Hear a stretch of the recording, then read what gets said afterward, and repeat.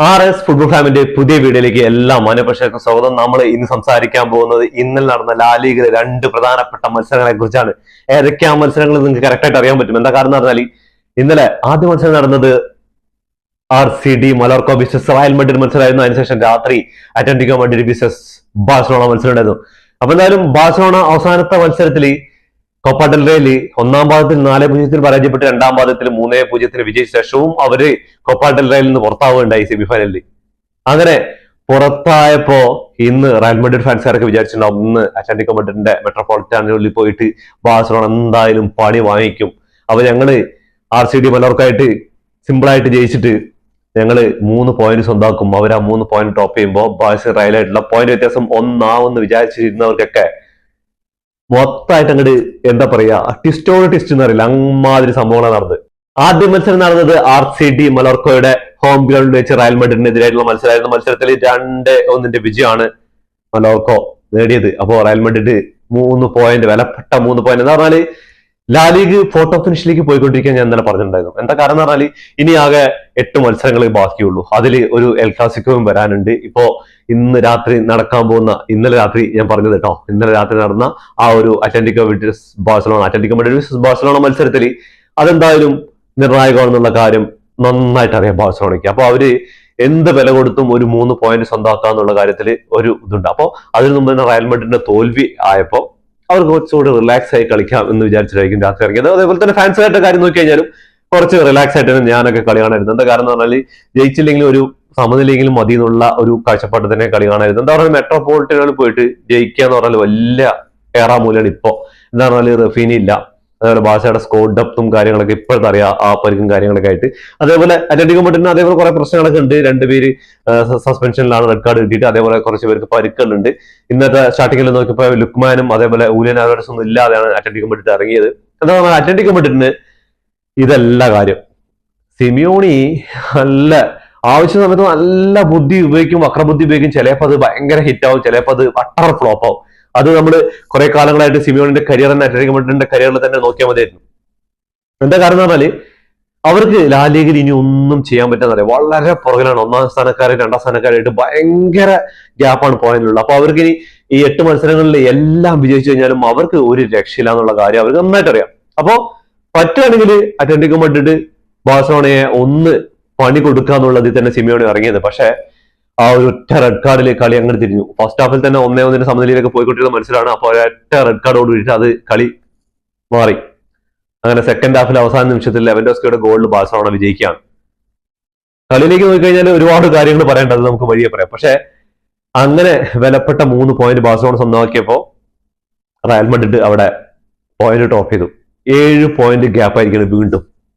ഇത് ഒരു സമയത്ത് ഉണ്ടായിരുന്ന ഈ 7 പോയിന്റ് ഗ്യാപ്പൊക്കെ വീണ്ടും അത് കുറച്ചു കൊണ്ടുവന്ന് 1 പോയിന്റ് ഗ്യാപ്പായിരുന്നു. വീണ്ടും റയൽ മഡ്രിഡ് 4 പോയിന്റ് ഗ്യാപ്പായി, വീണ്ടും 7 പോയിന്റ് ഗ്യാപ്പായി. ഇനി 8 മത്സരങ്ങൾ മാത്രമേ ബാക്കിയുള്ളൂ ലാ ലീഗിൽ ബാഴ്സലോണയ്ക്കും റയൽ മഡ്രിഡിനും. അതിൽ ഒരു എൽ ക്ലാസിക്കോ വരാനുണ്ട്. മെയ് 10-ാം തീയതിയാണ് തോന്നുന്നുണ്ട് ആ ഒരു എൽ ക്ലാസിക്കോ വരാൻ പോണ്.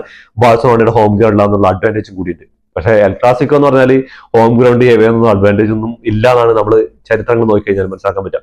അങ്ങനെ റയൽ മഡ്രിഡിന്റെ കളിക്ക് വരികയാണെങ്കിൽ റയൽ മഡ്രിഡിന്റെ കളിയിൽ സ്റ്റാർട്ടിങ്ങിൽ തന്നെ വിനീഷ്യസും ഒന്നും ഇല്ലാതെയാണ് കളിക്കാൻ ഇറങ്ങിയത്. അപ്പൊ എംബാപ്പയുടെ ആ ഒരു ഫ്രണ്ടിൽ നിന്നിട്ടുള്ള ഒരു തന്നെയാണ് നമ്മൾ കണ്ടത്. കിടിലൻ 3 അറ്റംപ്റ്റുകൾ. ഫസ്റ്റ് ഹാഫിൽ തന്നെ എംബാപ്പയ്ക്ക് ഹാട്രിക് അടിക്കുന്ന ചാൻസുകൾ ഉണ്ടായിരുന്നു. ചങ്ങയുടെ ഗോൾ കീപ്പർ ഉണ്ടല്ലോ, എനിക്ക് തോന്നുന്നു എന്റെ അഭിപ്രായത്തിൽ ഇന്ന് മാൻ ഓഫ് ദി മാച്ച് കൊടുക്കേണ്ടത് ആ ചങ്ങായിക്ക് തന്നെയാണ്. എംബാപ്പയുടെ എണ്ണം പറഞ്ഞ 3 ഷോട്ടുകളും ഫസ്റ്റ് ഹാഫിൽ തന്നെ. പിന്നെ സെക്കൻഡ് ഹാഫിലും അർദ്ധ ഗുലാറിനെ സേവ് ചെയ്തു. അതേപോലെ തന്നെ എംബാപ്പയുടെ 2-3 സേവുകൾ. എന്റെ പൊന്നെ, എമ്മാതിരി ഗോൾ കീപ്പിംഗ്, ഒരു രക്ഷയില്ലാത്ത ഗോൾ കീപ്പിംഗ് പറഞ്ഞാൽ ഒരു രക്ഷയില്ല. ആ ചങ്ങായി നിന്ന് അവരുടെ വിജയത്തിന്റെ 91-ാം മിനിറ്റിൽ അവര് ഗോള് സ്കോർ ചെയ്തു എന്നുള്ള കാര്യമൊക്കെ ശരിയാണ്. പക്ഷെ മാൻ ഓഫ് ദി മാച്ച് കൊടുക്കേണ്ടത് ഈ ഗോൾ കീപ്പർക്ക് തന്നെയാണ്. എമ്മാതിരി പെർഫോമൻസോടോ, ഒരു രക്ഷയില്ലാത്ത പെർഫോമൻസ് പറഞ്ഞാൽ ഒരു രക്ഷയില്ലാത്ത പെർഫോമൻസ്. അങ്ങനെ മിലിറ്റാവോയിലൂടെയാണ് സമനില ഗോൾ നേടുന്നത്. അതിനുശേഷം കളി സമനിലയിലും അല്ലെങ്കിൽ റയൽ മഡ്രിഡിന്റെ ഒരു ഗോളും കൂടി സ്കോർ ചെയ്യുന്ന വിചാരിച്ച സമയത്താണ് 90+4 മിനിറ്റ്സിൽ അവരുടെ എന്താ പറയാ ഒരു കിടിലൻ ഗോൾ വന്നത്. എന്താ പറഞ്ഞാല് എല്ലാ ഡിഫൻഡർമാരും കൂടി ഒരു ഭാഗത്തായപ്പോ ചങ്ങായിക്ക് ഫ്രീ ആയിട്ടൊരു ചാൻസ് കിട്ടിയതാ. ആ ഒരു ഫസ്റ്റ് ഗോള് മലോർക്കോ അടിച്ച ശേഷം ഭയങ്കരമായിട്ട് ഡിഫെൻഡ് ചെയ്തു. എങ്ങനെ റയൽ മഡ്രിഡിനെ ഡിഫെൻഡ് ചെയ്ത് പൂട്ടാൻ പറ്റുന്നുള്ള രീതിക്കൊക്കെ പരമാവധി പൂട്ടി. അപ്പൊ നമ്മൾ വിചാരിച്ചു 1-0 മലോർക്കോ ജയിക്കുന്ന വിചാരിച്ച സമയത്താണ് ഇവിടെ ഗോൾ വരുന്നത്. ആ ഒരു സെറ്റ് പീസിലൂടെ കിടിലൻ ഹെഡറിലൂടെ ഗോൾ നേടുന്നത്. ആ ഗോളിന് ശേഷം വീണ്ടും 1-1 സമനിലയിൽ പോകുമെന്ന് വിചാരിച്ച കളി പെട്ടെന്ന് ട്വിസ്റ്റ് ആയിട്ട് 2-0 വിജയിക്കണം. അതാണ് 3 പോയിന്റ് ഡ്രോപ്പ് ചെയ്യണം. അങ്ങനെ റയൽ മാഡ്രിഡിന്റെ ആരാധകർക്ക് വല്ലാതെ ആഗ്രഹിച്ചാണ് എന്താ പറഞ്ഞാൽ മലർക്കായിട്ട് ഒരു സിമ്പിൾ ആയിട്ട് ഒരു 3 പോയിന്റ് നേടുക, ബാഴ്സലോണ രാത്രിയുള്ള മത്സരം പരാജയപ്പെടുക. അത്ലറ്റികോ മാഡ്രിഡ് ആയിട്ടാണല്ലോ, എന്തായാലും ഒരു പരാജയത്തിന് എന്താ റഫീനി ഇല്ല എന്നുള്ള മെയിൻ ഫാക്ടർ തന്നെയാണ് അവിടെ ഉള്ളത്. അപ്പൊ എന്തായാലും പരാജയപ്പെടുന്നുള്ള അതിലൊക്കെ ഉറക്കൊഴിച്ച് കളി കണ്ടവർക്കൊക്കെ എന്തായി ആ 3 പോയിന്റ് വിലപ്പെട്ട. എന്തായാലും ലാ ലീഗ് അങ്ങോട്ട് പോക്കറ്റിൽ നിന്ന് അങ്ങോട്ട് പോയി റയൽ മാഡ്രിഡിന് പൊരുതാൻ ഇനി 8 മത്സരങ്ങളുണ്ട്. 8 മത്സരങ്ങളിൽ റയൽ ബെറ്റീസ് ആയിട്ട് ബാഴ്സലോണ കളിയുണ്ട്. അങ്ങനെ ഒരുപാട് മത്സരങ്ങളൊക്കെ ഉണ്ട്. പക്ഷെ എന്റെ ഒരു അഭിപ്രായത്തിൽ കയ്യിൽ നിന്ന് പോയി എന്നുള്ള, റയൽ മാഡ്രിഡിന്റെ കയ്യിൽ നിന്ന് പോയി എന്നുള്ളതാണ്. ഇനി ഒരു തിരിച്ചുവരവ് ലാ ലീഗിൽ ഉണ്ടാവില്ല എന്നുള്ള കാര്യത്തിൽ ഏകദേശം ഒരു 90% തീരുമാനമുണ്ട്. ഇനി ബാഴ്സയുടെ കയ്യിലാണ് ബാക്കി. ബാഴ്സന് ഇപ്പോൾ 2 മത്സരങ്ങൾ പരാജയപ്പെട്ടാലും ഏകദേശം പിടിച്ചു നിൽക്കാനുള്ള ഒരു ഇതുണ്ട് എന്നുള്ള കാര്യമാണ്. അതുകൊണ്ട് ധൈര്യമായിട്ട് മുന്നോട്ട് പോകുന്നു വിചാരിക്കുന്നു. എന്താ പറഞ്ഞാൽ ഇനി 2 മത്സരങ്ങൾ വരാൻ പോകുന്ന അത്ലറ്റിക്കോ മാഡ്രിഡായിട്ട് UCL 2 മത്സരങ്ങൾ വരാനുണ്ട്. ഇന്നത്തെ ആ ഒരു മത്സരം നോക്കിക്കഴിഞ്ഞാൽ ബാഴ്സലോണയുടെ മത്സരത്തേക്ക് നോക്കിക്കഴിഞ്ഞാൽ മത്സരം തുടങ്ങി എമാലിന്റെ ഫസ്റ്റ് ഹാഫിൽ എമാലിന്റെ അഴിഞ്ഞാട്ടം തന്നെ പറയാം. പക്ഷെ എമാലിന് ഫിനിഷ് ചെയ്യാനും അതേപോലെ തന്നെ എമാല് കൊടുക്കുന്ന ബോൾ ഫിനിഷ് ചെയ്യാനും ഉള്ള ആൾക്കാർ ഫെർമിൻ ലോപ്പസിനൊക്കെ 2 കിടലും ചാൻസുകളാണ് കിട്ടിയത് ഫസ്റ്റ് ഹാഫിൽ തന്നെ. ഗോളാക്കി മാറ്റാൻ പറ്റാത്തതെന്ന് പറഞ്ഞാൽ ആ മൂസ എന്ന് പറയുന്ന അർജന്റീനക്കാരനായ ഗോൾ കീപ്പർ എമാതിരി സേവുകളാന്ന് അറിയാം. ചങ്ങായിക്കാരന് മാൻ ഓഫ് ദി വെച്ച് കിട്ടിയിരിക്കുന്നത്, അല്ലാണ്ട് ലെവൻഡോസ്കിക്കോ അല്ലെ എമാലിനൊന്നും അല്ല മാൻ ഓഫ് ദി വെച്ച് കിട്ടിയിരിക്കും. മാൻ ഓഫ് ദി വെച്ച് കിട്ടിയിരിക്കുന്നത് മൂസയ്ക്കാണ് കിട്ടിയിരിക്കുന്നത്. വാട്ടെ ഗോൾ കീപ്പർ മാൻ, വാട്ടെ ഗോൾ കീപ്പർ. നിങ്ങൾ എന്താ പറയാ അർജന്റീനയുടെ നമ്പർ 1 ഗോൾ കീപ്പർ ആയിട്ട് വരേണ്ടതാണ്. ആ സമയത്താണ് പരിക്കിന്റെ പിടിയിലായിട്ടാണ് മാർട്ടിനസ് ടീമിലേക്ക് വരുന്നത്. പക്ഷെ അത് എന്താ പറയാ അർജന്റീനയ്ക്ക് ഒരു വരദാനം എന്ന് പറയുന്ന പോലത്തെ ഒരു സംഭവമാണ് കഴിഞ്ഞ വേൾഡ് കപ്പിൽ നടന്നത്. അതിനുശേഷം കുറെ കാലം പരിക്കും കാര്യങ്ങളൊക്കെ അർജന്റീന വേൾഡിന്റെ സെക്കൻഡ് ഗോൾ കീപ്പർ ആയിട്ട് നടക്കുകയാണ്. മാർട്ടിനസ് നോക്കി കഴിഞ്ഞാൽ മാർസലിന്റെ സെക്കൻഡ് ഗോൾ കീപ്പർ ആയിട്ട് കുറെ കാലം അവിടെ ബെഞ്ചിലും കാര്യങ്ങളും ലോണിലൊക്കെ പോയിട്ടാണ് തിരിച്ചു വരുന്നത്. അങ്ങനെ മൂസ എന്റെ മോനെ ആ എത്ര സേവുകൾ നടത്തിയിരുന്നു. ബാഴ്സലോണ അടിച്ച എത്ര അറ്റംപ്റ്റുകൾ, ഫെറാൻ ടോറസിന്റെ ഒരു 3 അറ്റംപ്റ്റുകൾ തടഞ്ഞിട്ടുണ്ടാവും. അപ്പോ സ്റ്റാർട്ടിങ്ങിൽ നോക്കിക്കഴിഞ്ഞാൽ ഫെറാൻ ടോറസും ലെവൻഡോസ്കി ഒന്നും ഇല്ലാതെ ഫാൾസ് നയനിൽ ആ ഒരു പൊസിഷനിൽ ഓൽമോനെയും കളിപ്പിച്ച് ഫെർമിൻ ലോപ്പസിനെ അറ്റാക്കിംഗ് മിഡ്ഫീൽഡ് റോളിലൊക്കെ അങ്ങനെയൊക്കെ ഒരു സ്ട്രാറ്റജിയിലാണ് ബാഴ്സലോണ ഇറങ്ങിയത്. ഞാനൊക്കെ ഒരു പ്രതീക്ഷയാണ്. പക്ഷെ ഫസ്റ്റ് ഹാഫിൽ ആദ്യ ഗോൾ നേടുന്നത് സിമിയോണിയുടെ ഒരു കിഡിലൻ, എന്താണ് ഓഫ് ലൈൻ ട്രാപ്പ് ബീറ്റ് ചെയ്തിട്ട് തന്നെ ആ ഗോൾ നേടുന്നത്, ഒരു കിഡിലൻ ഗോൾ. അതിന് മുമ്പ് ഗ്രേസ്മാനൊക്കെ ഒരു കിഡിലൻ ചാൻസ് കിട്ടിയിട്ടുണ്ടായിരുന്നു. നേരെ അടിച്ചു കൊടുത്തത് ജോൺ കാസിയന്റെ കയ്യിലേക്കാണ്. പിന്നെ യമാലിന്റെ ഒരു ക്രോസ്, ഒരു ചിപ്പ് ഗോൾ പോയിട്ട് പെനാൽറ്റി ബോക്സിന്റെ ആ ബാറിൽ തട്ടിയിട്ട് തെറിച്ച് പോകുന്നുണ്ട്. അങ്ങനെ 2 ടീമും അങ്ങനെ റാഷ്ഫോർഡിന്റെ ആ ഒരു ഗോൾ കിടിലൻ ഗോൾ റാഷ്ഫോർഡ് തന്നെ ക്രിയേറ്റ് ചെയ്തു, ഓൽമോയ്ക്ക് പാസ് ചെയ്യുന്നു, ഓൽമോ അത് അസിസ്റ്റ് കൊടുക്കുന്നു, റാഷ്ഫോർഡ് തന്നെ ഫിനിഷ് ചെയ്യുന്നു. കാരണം എന്ന് പറഞ്ഞാൽ ഈ മൂസയുടെ ലെഫ്റ്റ് റൈറ്റ് അടിച്ചിട്ട് കാര്യമില്ല, ആള് ഡൈവ് ചെയ്ത് എങ്ങനെ തടുക്കുന്നുള്ള കാര്യം ഉറപ്പായ സ്ഥിതിക്ക് ആളുടെ കാലിന്റെ ഇടയിലൂടെ ആ ഒരു കിക്ക് അങ്ങനെ 1-1 സമനിലയിൽ പിരിയാണ്. ആ സമയത്താണ് എമാലിന്റെ ഒരു കിടിലൻ റണ്ണിനെ ഗോൺസാലസ് ഒരു എന്താ പറയാ അത് ഒരു ചാൻസ്, അത് ഒരു ഫൗള് അറ്റംപ്റ്റ് ചെയ്യാണ്. ആ അറ്റംപ്റ്റ് ഡയറക്റ്റ് റെഡ് കാർഡ് കൊടുക്കുന്നു, അല്ല സെക്കൻഡ് യെല്ലോ കാർഡ് കൊടുത്തിട്ട് പിന്നെയും വാറിനെ വിളിച്ചിട്ട് അത് യെല്ലോ കാർഡ് മാറ്റിയിട്ട് ഡയറക്റ്റ് റെഡ് കാർഡ് കൊടുത്തിട്ട് ആളിനെ സെൻഡ് ഓഫ് ചെയ്യണം. അങ്ങനെ ഫസ്റ്റ് ഹാഫ് പിരിയന് ശേഷം സെക്കൻഡ് ഹാഫിലാണ് പിന്നെ കളി 10 പേരുമായിട്ട് അടങ്ങി അങ്ങനെ കളി പോയിക്കൊണ്ടിരിക്കുകയാണ്. ആ സമയത്താണ് ജെറാർഡ് മാർട്ടിന് അൽമോഡയുടെ ഒരു ഫൗള് വരുന്നുണ്ട്.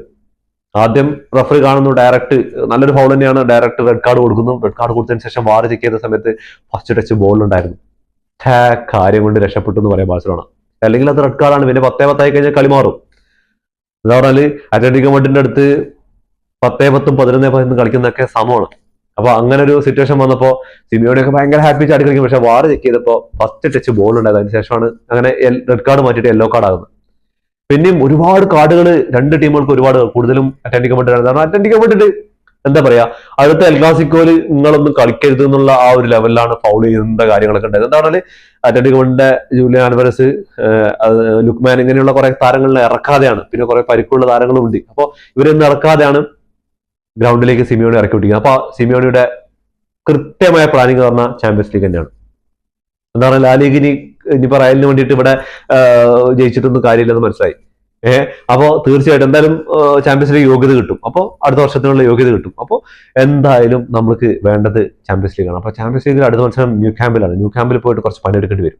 അതിനുശേഷമല്ലേ മെട്രോപൊളിറ്റൻ. അപ്പൊ നമുക്ക് ശരിയാക്കാന്നുള്ള തീരുമാനത്തിലാണ് ഇന്ന് ആ ഒരു കളി. സെക്കൻഡ് ഹാഫിൽ ബാഴ്സ ഒരുപാട് ട്രൈ ചെയ്തിട്ട് ആ ഒരു ഗോൾ സ്കോർ ചെയ്യാൻ വേണ്ടിയിട്ട് അവസാനം ക്യാൻസലിന് വേണ്ടി വന്ന ആ ഒരു ഗോൾ നേടാൻ വേണ്ടിയിട്ട് എമാതിരി ചെമ്മായി ഡിഫൻസിൽ ചെറിയ മിസ്റ്റേക്കുകൾ ഉണ്ടെങ്കിൽ അറ്റാക്കിങ്ങിൽ എനിക്ക് തോന്നുന്നു റാഷ്ഫോർഡിനെക്കാളും ഇമ്പാക്ട് ഉണ്ടാക്കിയതെന്ന് വിങ്ങുകളിലൂടെ ആ ഒരു എന്താ ട്രിപ്പിൾ ചെയ്തൊക്കെ പോകുന്നു കാണണം. അങ്ങനെ 2 പ്രാവശ്യം ആ ഒരു കബളിപ്പിച്ചിട്ടാണ് ആ ഒരു പെനാൽറ്റി ബോക്സിൽ നിന്ന് ഉള്ളുന്ന ഒരു ഷോട്ട് കൊടുക്കുന്നത്. മൂസെ അത് തടുത്തു വിടുന്ന സമയത്ത് നേരെ ഫ്രണ്ടിൽ നിൽക്കുന്ന ലെവൻഡോസ്കിയുടെ ചെസ്റ്റിൽ തട്ടിയിട്ട് ഇങ്ങനെ ചെസ്റ്റിൽ തട്ടിയിട്ട് ആള് ഹെഡ് ചെയ്യാണ്ട് മടിക്കാൻ തോന്നുന്നു. അത്രയും പെട്ടെന്ന് അമ്മാതിരി ഷോട്ടായിരുന്നു. ആ ഒരു പെട്ടെന്നുള്ള അറ്റംപ്റ്റിൽ ചെസ്റ്റിൽ തട്ടിയിട്ടാണ് ഗോൾ പോസ്റ്റിനുള്ളിൽ കയറുന്നത്. അങ്ങനെ ലെവയെ മടിച്ചു ഗോളിന്ന് പറയാം. അങ്ങനെ ബാഴ്സലോണ 3 ബലപ്പെട്ട പോയിന്റ് സ്വന്തമാക്കിയിരിക്കുകയാണ്. ഹൻസി ഫ്ലിക്കിന്റെ കരിയറിൽ 2 വർഷമായി ബാഴ്സലോണ പരിശീലനമായിട്ട് വന്നിട്ട് 2024 മെയിലാണ് ആള് കരിയർ സ്റ്റാർട്ട് ചെയ്യുന്നത്. 2 വർഷം കൊണ്ട് 300 ഗോളുകൾ അടിച്ചു. 100 സംതിങ് മത്സരങ്ങളിൽ നിന്ന് 300 ഗോളുകൾ ബാഴ്സലോണ